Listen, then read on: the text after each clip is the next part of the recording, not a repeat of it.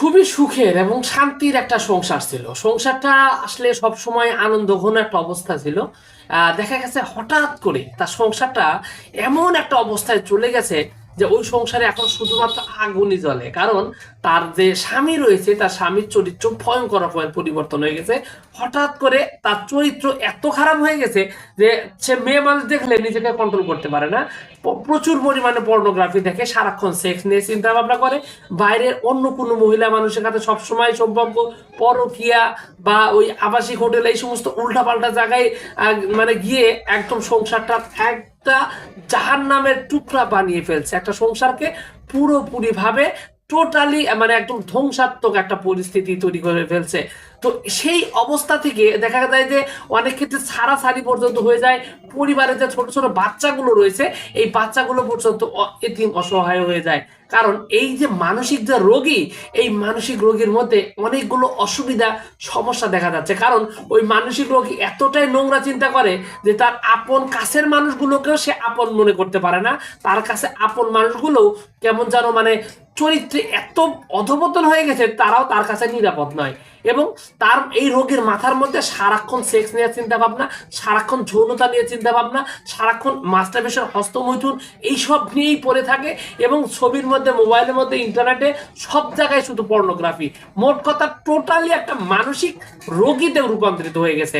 এবং প্রচুর পরিমাণে শারীরিক সক্ষমতা, সেক্স, আবার অনেক ক্ষেত্রে দেখা যায় যে শারীরিক সক্ষমতা যতটুকু আছে তার সাথে বেশি তার মনের মধ্যে সমস্যাই বেশি। শরীরের দিক থেকে দেখা যায় স্ত্রীকে খুশি করতে পারে না, কিন্তু নোংরামি ঠিকই করে।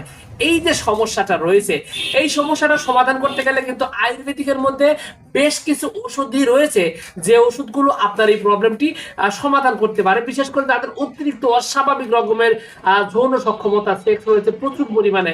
আমরা কিন্তু মূলত দেখে থাকি যে মানুষের সেক্স বৃদ্ধি করে, কিন্তু এদের এত বেশি মানে মানসিকভাবে অস্থিরতা প্লাস শারীরিকভাবে অনেক বেশি শক্তিশালী, যার কারণে নিজেদের কন্ট্রোল করতে তো পারতেইছে না, বলা চলে এক একজন মানসিক রোগী হয়ে গেছে। তো এইরকম অবস্থা যাদের রয়েছে এবং এই সংসার টিকাতে গেলে যে ব্যবস্থাগুলো নিতে হয় সেটা নিয়ে আজকের এই ভিডিওতে কথা বলতে চাচ্ছি, এবং কিছু ঔষধের ব্যাপারে, ভেষজের ব্যাপারে কথা বলতে চাচ্ছি। এবং সেই সাথে যারা একটু বেশি অ্যাগ্রেসিভ, বেশি সমস্যা, তাদের সেক্স মানে একেবারে কমানোর জন্য, ডাউন করার জন্য, মানসিকভাবে পরিবর্তন করার জন্য কি ওষুধ দিবেন সেটা নিয়ে আমি কথা বলছি। প্রথমত বিষয় হলো, আয়ুর্বেদিকের মধ্যে আসলে সরাসরি যৌন সক্ষমতা কমানোর জন্য কোনো ওষুধ প্রথমত নেই। কারণ শারীরিকভাবে এই যৌন সক্ষমতা সরাসরি কমানোর কোনো ওষুধ তৈরি খুব কম কোম্পানি করে, খুবই কম করে, যার কারণে এটার হিসাবটা একটু ভিন্ন, এটার চিকিৎসাটা আলাদা। তবে ভেষজের মধ্যে কিছু ভেষজ আছে যেগুলো আপনার যৌন সক্ষমতা কমাতে পারে। এক্ষেত্রে আপনি বলতে পারেন যে কচি বেলের পাতা, এটা সাধারণত কমিয়ে থাকে।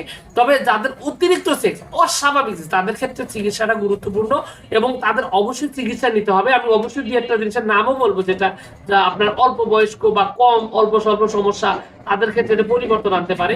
তবে যাদের অনেক বেশি পরিমাণে সমস্যা এবং একেবারে কমানো দরকার, একদম বয়স বেশি হয়ে গেছে তারপরও সমস্যা, অস্বাভাবিক সেক্স, এরকম একটা অবস্থা, তাদের এই যৌন সক্ষমতা একেবারে নিয়ন্ত্রণ করার জন্য, পুরোপুরি ভাবে কন্ট্রোল করার জন্য আপনাকে যে কাজটা করতে হবে, আপনাকে স্ক্রিনে দেওয়া নাম্বার থেকে যোগাযোগ করতে হবে। এক্ষেত্রে রোগীর বয়স, রোগীর অবস্থা সবকিছু বিস্তারিত জেনে তারপর আপনার এটা চিকিৎসা নেওয়া লাগতে পারে। আর যদি সাধারণ সমস্যা থাকে সেক্ষেত্রে বলে দিলাম প্রথমেই যে আপনার বেলের পাতা, কচি বেলের পাতা রস খাওয়ালে এটা যৌন সক্ষমতা অনেক ক্ষেত্রে কমায়। এবং এছাড়া আপনার অনেকগুলো বিষয় রয়েছে যেগুলো, এছাড়া আপনার অনেক ক্ষেত্রে ধনচা নামক যে একটা গাছ রয়েছে গ্রাম অঞ্চলে, যেটাকে আমরা আপনার জ্বালানি হিসেবে ব্যবহার করি বা অনেক ক্ষেত্রে বেড়ায় ব্যবহার করি, এটার যে বীজ রয়েছে, এই বীজও কিন্তু অনেক ক্ষেত্রে যৌন সক্ষমতা কমানোর জন্য ভালো রকমের সহায়তা করে, হেল্প করে। এটা খুব ভালো রকমের হেল্প করে।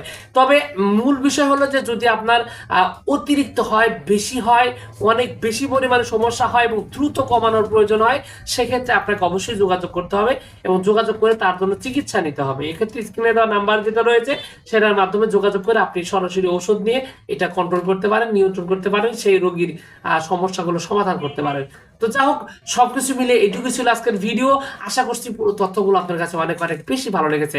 আর যদি লেগে থাকে অবশ্যই ভিডিওটিতে লাইক দিন, আর চ্যানেলে প্রথমবার এসে থাকে অবশ্যই চ্যানেলটি সাবস্ক্রাইব করবেন। কোনো প্রশ্ন, কোনো মতামত, কোনো অভিযোগ থাকলে অবশ্যই কমেন্টস করে জানাতে পারেন। তো ভিউয়ার্স, আপনাদের সকলকে অনেক অনেক ধন্যবাদ। আসসালামু আলাইকুম ওয়া রাহমাতুল্লাহ।